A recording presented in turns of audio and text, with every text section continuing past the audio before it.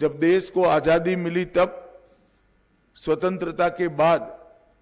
अंग्रेजों ने देश को 562 अलग अलग रियासतों में बांटकर जाने का फैसला किया। पूरी दुनिया मान रही थी और देश में भी कई लोगों के मन में सवाल था कि 562 रियासतें एक होकर एक भारत कैसे बनेगा। परंतु कुछ ही समय में एक दृष्टि से कार्य पर दृष्टिपात कर देखे तो बहुत कम समय में 562 रियासतों को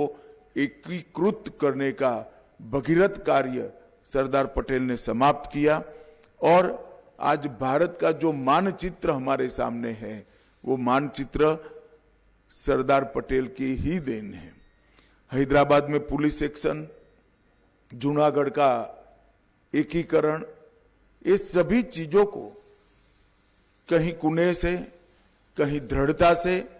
और कहीं व्रज से भी ज्यादा कठोरता से एक एक कर रिजॉल्व करने का काम किया। भोपाल हो, काठियावाड़ की रियासतें हो, त्रावणकोर हो या जोधपुर हो, हर जगह पे जो समस्या आई इसका निवारण सरदार पटेल ने किया और पाकिस्तान का जो प्रयास था पाकिस्तान कॉरिडोर बनाने का, उसको निरस्त करने का काम किया। किसी भी प्रकार की प्रचार की अपेक्षा के बगैर, किसी भी प्रकार के यश के अपेक्षा के बगैर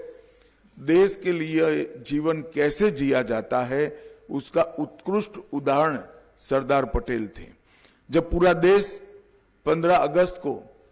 तिरंगा फहराने में व्यस्त था तब सरदार पटेल कमांड रूम में नेवल ऑफिसरों के साथ एक ऑपरेशन मॉनिटर कर रहे थे, जिसके कारण ही आज लक्षद्वीप भारत का हिस्सा बना है और हमारी दक्षिणी सीमा बहुत मजबूत हुई है और उस ऑपरेशन के कारण ही लक्षद्वीप में तिरंगा फहराया गया। दुर्भाग्य की बात है